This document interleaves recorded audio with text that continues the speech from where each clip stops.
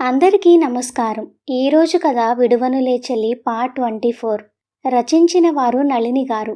ఇక కథలోకి వెళ్తే, కాసేపటికి లోపలికి వచ్చిన అభికి ఇల్లంతా ధూపంతో నిండి సువాసనతో దేవాలయాన్ని తలపిస్తూ అతనిలో పాజిటివ్ ఫీలింగ్స్ తీసుకువచ్చేలా ఉంది అనడానికి గుర్తుగా ప్రశాంతమైన చిరునవ్వు ఒకటి వచ్చింది అతని పెదవుల మీదకి. ఒకసారి ఇల్లంతా చూస్తూ లోపలికి వచ్చి ఆ తరువాత శ్రావణి కోసం చూశాడు. ఆమె కిచెన్లో ఏదో పనిలో ఉండడం చూసి, కాసేపు నిన్ను వదిలేశానో లేదో, అప్పుడే చేరిపోయావా అక్కడికి అన్నాడు. ఆ మాటకి వెనక్కి తిరిగిన ఆమె, నేను బాగానే ఉన్నానండి, అందుకే వంట నేనే చేద్దామని మొదలుపెట్టాను అంటూ ఆపేసింది కంగారుగా చేతులు నలుపుకుంటూ. అది చూసి, ఈ రోజుకి దోశలు వేయి చాలు అని చెప్పి కాసేపు తన రూమ్కి వెళ్ళాడు. దాంతో ప్రశాంతంగా ఊపిరి తీసుకొని అభి చెప్పినట్టు దోశలు వేయడానికి అన్నీ రెడీ చేసుకుంది. కాసేపటికి ఇద్దరూ తినగా ఆమెకి మందులు ఇచ్చి, మెడిసిన్ మర్చిపోకు, లేదంటే నీకు ప్రాబ్లం అవుతుంది అని చెప్పాడు. అతను చెప్పింది అర్థం కాక చూస్తున్న ఆమెని చూసి, అంటే నీకు సమస్య అవుతుంది అంటున్నా, నీకు పూర్తిగా తగ్గే వరకు వాడాలి, అలాగే మందులు అవ్వగానే ఓసారి హాస్పిటల్కి వెళ్ళి రావాలి అని చెప్పాడు. సరే అని తల తిప్పి మందులు వేసుకొని అక్కడి నుండి బెడ్రూమ్లోకి వెళ్ళిపోయింది. ముందు దీనికి కొంచెం ఇంగ్లీష్ నేర్పించాలి, కనీసం చిన్న చిన్న పదాలైనా అర్థమయ్యేలా చేయాలి అనుకుంటూ టీవీ ఆఫ్ చేసి తను కూడా లోపలికి వెళ్ళాడు. కానీ అతనికి తెలియంది ఏంటంటే, అభి మాట్లాడే ప్రతి మాట తనకి తెలియదు అని, మళ్ళీ దాని అర్థం చెప్తున్న అభి మాటల్ని పట్టేసి ఒక్కో పదం ఆమె అప్పటికే నేర్చుకుంటుంది అని. అభి లోపలికి వెళ్ళేటప్పటికి అతను ఈరోజు కూడా అక్కడే పడుకుంటాడు అని తెలియని ఆమె మంచానికి ఆనుకొని కాళ్ళు ముడుచుకొని చేతులు రెండు కాళ్ళ చుట్టూ వేసి ఆలోచిస్తూ కూర్చొని ఉంది. ఇంతలో అభి లోపలికి రావడం చూసి వెంటనే మంచం దిగి నిలబడింది. ఏంటి అంత దీర్ఘంగా ఏం ఆలోచిస్తున్నావు అని అడిగాడు మంచంకి అటువైపు వెళుతూ. మీ మీరు ఈరోజు కూడా ఇక్కడే పడుకుంటారా అని అడిగింది చిన్నపాటి కంగారుతో. ఏ వద్దా? అలా అని కాదు, మరి నీ డౌట్ ఏంటి? అయినా అంతలా ఆలోచిస్తూ ఏం లేదంటావేంటి?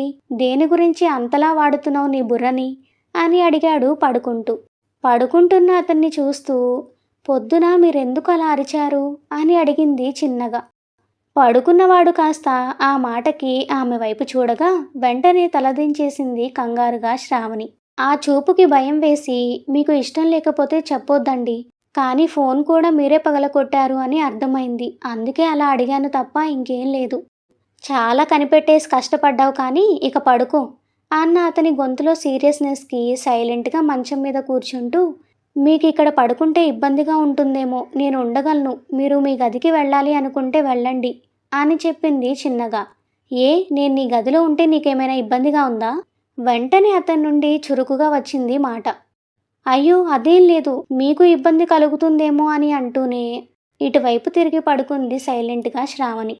మొదట ఆరోగ్యం బాలేదని మాత్రమే అక్కడ పడుకోవాలి అనుకున్న అభి, శరత్ గారు ఫోన్లో అమాయకురాలరా పాపం, తన్ని జాగ్రత్తగా చూసుకో నేను వచ్చే వరకు అని మరీ చెప్పడంతో నైట్ తనని ఒక్కదాన్ని కింద వదిలి తను పైన పడుకోవడం ఇష్టం లేక వాళ్ళ డాడీ వచ్చే వరకు తనతో పాటే ఉండాలని అనుకుంటాడు అభి.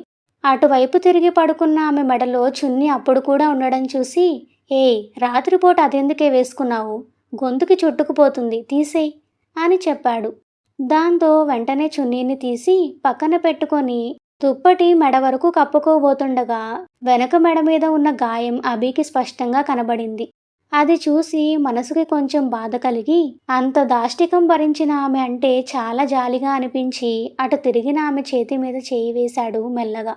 అతని చేయి పడగానే ఉలిక్కిపడి వెనక్కి చూసింది శ్రావణి.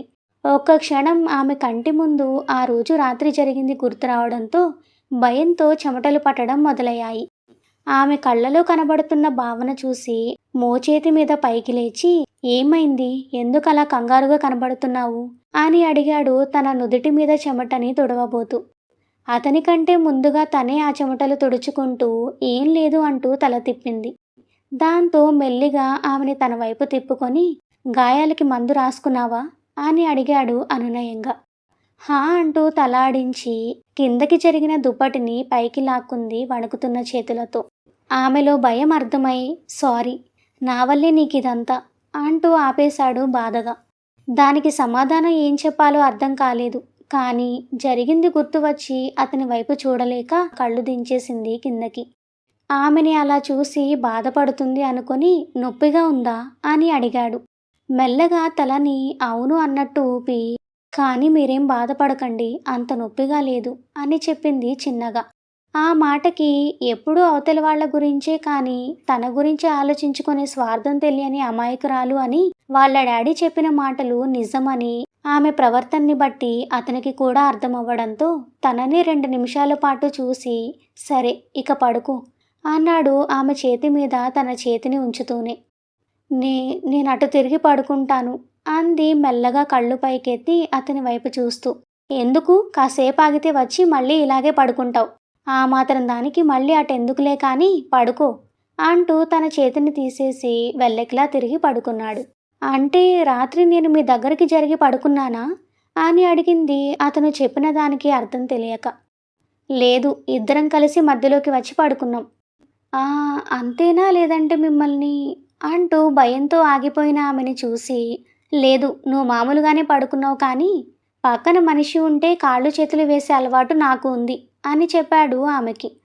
అవునా అనుకొని అంటే అని ఆలోచనలోకి వెళ్ళిన ఆమెకి అభి తన మీద కాళ్ళు చేతులు వేసుకొని పడుకున్నట్టు అనిపించడంతో ఆమెకి తెలియకుండానే సిగ్గుతో ఎర్రగా మారిపోయాయి బుగ్గలు.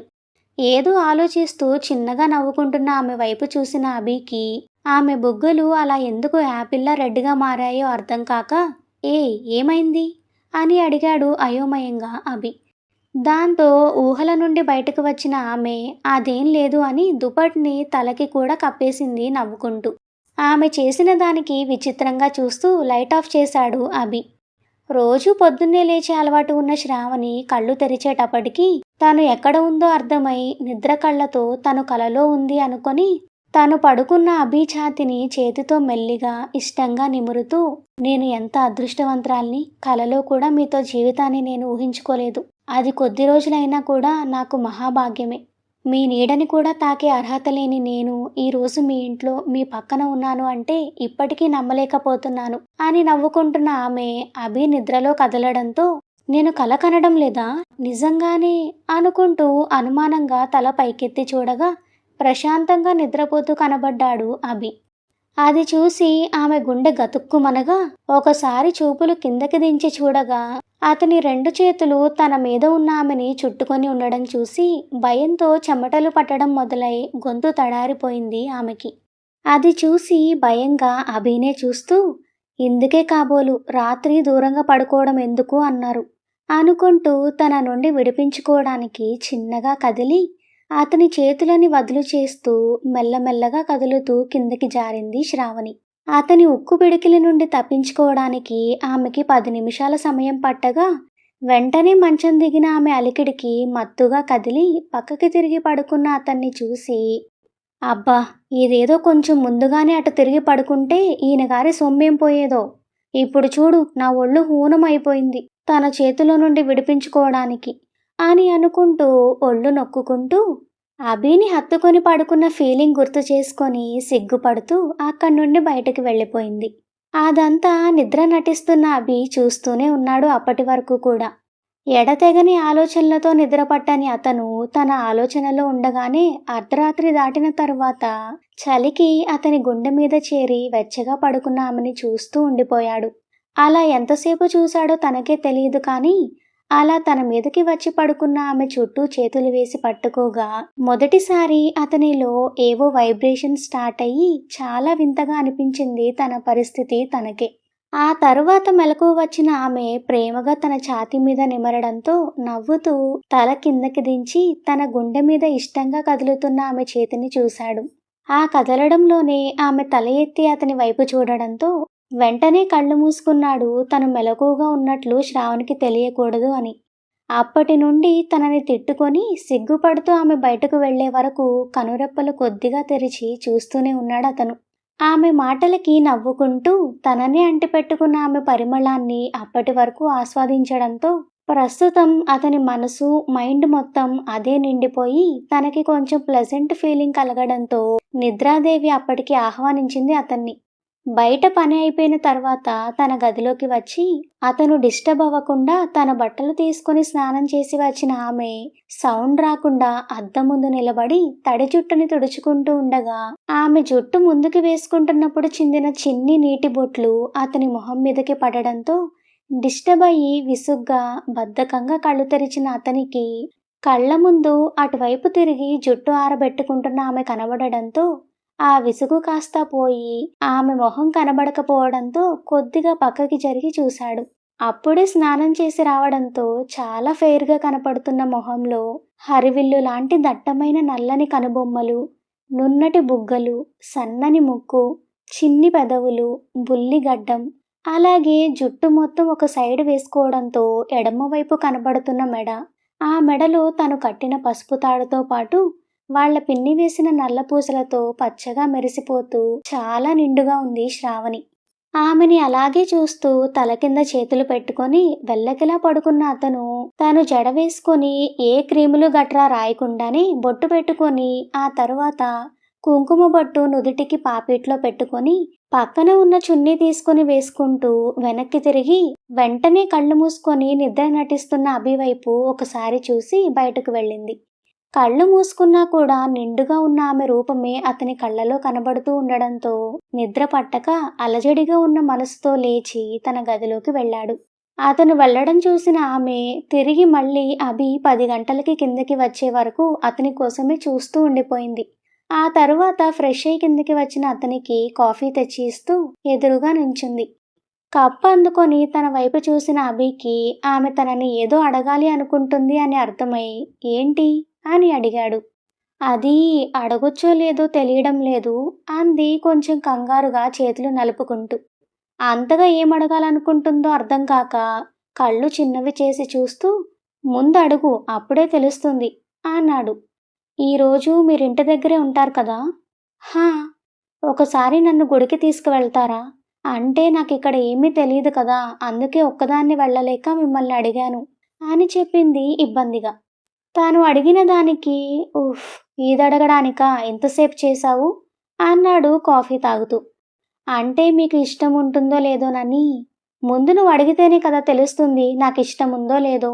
అంతేకాని నీలో నువ్వే అన్నీ అనేసుకొని ఆగిపోతే నేనేమైనా దేవుణ్ణా నీ మనసులో ఉన్నవి అర్థం చేసుకోవడానికి అని చెప్పి టిఫిన్ చేసి వెళదాం అని చెప్పాడు. సరే అంటూ 15 గంటలో అతనికి టిఫిన్ వేసి పెట్టి తాను రెడీ అవ్వడానికి వెళ్ళబోతూ ఆగిపోయి నేను లంగవోణి కానీ చీర కానీ కట్టుకోవచ్చా అని అడిగింది సంశయిస్తూనే.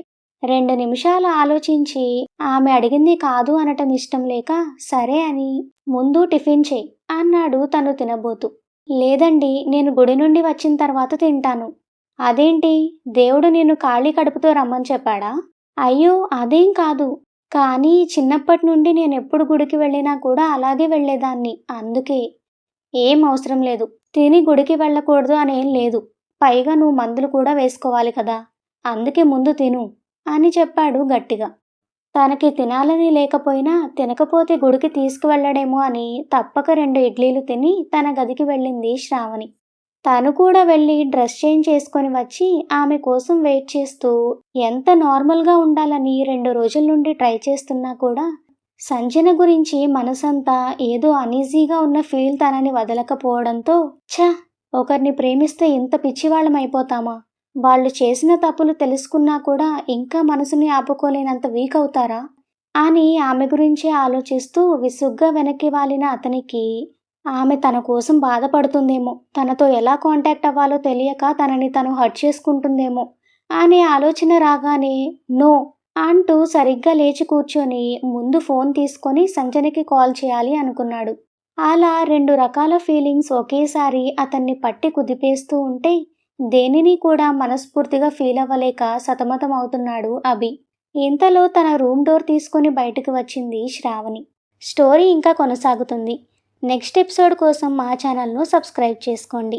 అలాగే స్టోరీ మీకు నచ్చినట్లయితే వీడియోని లైక్ చేసి కామెంట్ చేయండి. Thank you for listening.